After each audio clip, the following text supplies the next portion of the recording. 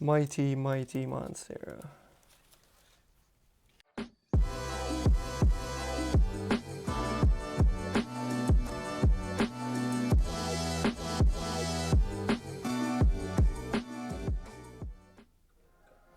Hey there, I'm Pat. And I'm Lauren. And this is our Monstera Variegated Albo. We got this plant at a local nursery about 4 years ago. And it has made an appearance on our Instagram a couple times when we originally trellised it, but we have propagated it and now it needs some more trellis. We built this 1x1 tower for this plant back in the fall, so it's almost been 6 months. It's been growing really well. It took us a little while to get the lighting and the humidity and everything settled for the winter, so we're a little bit worried about how the new leaves are starting to show. We're thinking that maybe it's going to be a spring project to give it a little chop and start fresh from another point. Today what we're going to do is we're going to just add either 1 or 2 more rows of hexagons to the top of this plant. So we're going to do that, and then we're going to take some of these aerial roots that are nice and fresh, they're nice and fuzzy because of the humidity in the greenhouse.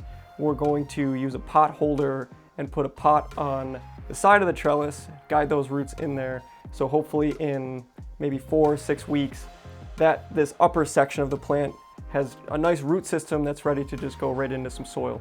So where we're going to be working is above this row. It looks like what we're going to have to do here is take this leaf and feed it through one of these half hexagons on the front. It seems like this is what's actually not allowing this plant to rest forward.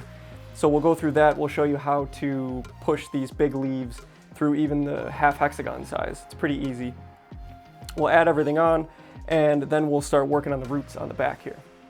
So getting these leaves through, we're just gonna do an easy taco, and then we're gonna just make sure that we catch these fenestrations and gently feed them through. Again, we're just gently rolling these leaves into each other, moving the half hexagon or the hexagon a little bit at a time. We're just taking our time here.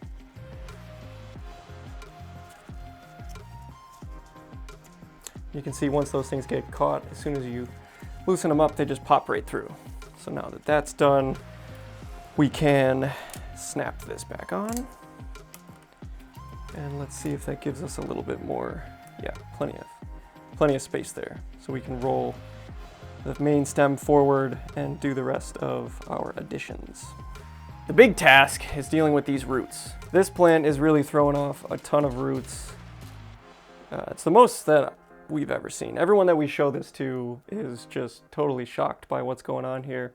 We're not totally sure how well the roots are doing in here. Honestly, we haven't checked. We can see some of them have gone in, and then back here, these are the same roots that are coming out. Some of the new roots we've left down there. So today, our main challenge looks like it's going to be this big guy. Where does this go to? And hopefully it's not in the dirt yet. It probably is. Nope, we might get lucky there. So we're going to need to pull this root out. Luckily it's still nice and pliable. Perfect. And we'll have to bring a half hexagon up around these roots. That's going to be delicate. But then these roots right here, what we're going to do is push these into some moss because they're nice and fuzzy. And those will be the roots that are going to feed this section of the plant. And come spring, we can chop and repot that section. Start down here at the bottom. Okay, no drama. Gonna need a crimp tool there. I'll come back to that. And then we're gonna do the same thing with these roots. It looks like there's 4 that we need to feed through. So I have 1 root right here on the center. So I'm gonna need to make a decision on this one where I want to include it. Okay, we are connected. Great, everything's holding nice and tight. I think we can do that next row of hexagons. And once that's in, I think I'm gonna put some soft tie wire on the base down here so that I can just keep training this plant forward. Leave that soft tie wire on for a couple weeks and it should grow right into that spot. Okay, nice and sturdy. That's holding that really well. I don't even think I'm gonna need to tie that off at all. Very straight, if you can see that. No flex, so the trellis is definitely stronger than the mighty Monstera. The last one, this will be an easy one, right on the front, just to finish everything off and close up the tower. What do you think, Laura? I love it. It looks so good. It's really good. I've never seen Monstera roots like this. She's a special one.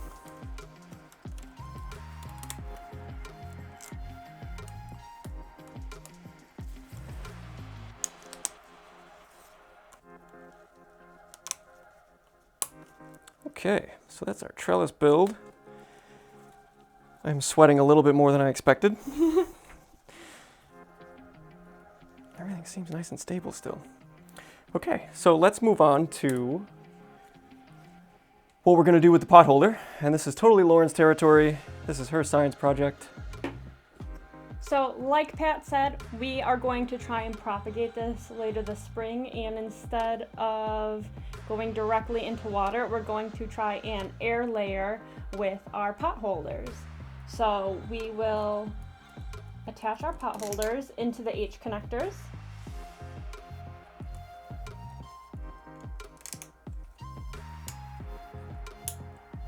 Okay, and I'm gonna start on this side. And before I trim the wire, I'm going to just lock myself in and put 2 wraps around. This is super stable, that's not going anywhere. Before the pot goes in, I'm gonna just feed this one through, and then once we get that pot in there, we can cinch that up nice and tight. So Lauren has the pot with the moss that's already nice and moist. And just gotta reach through here. Now, once the pot's in there, I like to just pull my wire up, remove the pot, and then I can wrap and secure this around. Now this is going nowhere, and I can snip off the excess. Now you put your pot back in. And I have a few aerial roots that have been fuzzy from being in the greenhouse, and we're going to gently persuade them to go into the damp moss. Now we'll check back in with those in a couple weeks, and hopefully when we want to propagate the plant, we can go directly into soil. Thanks so much for watching our video. I'm Lauren. And I'm Pat. Have a good one. See ya.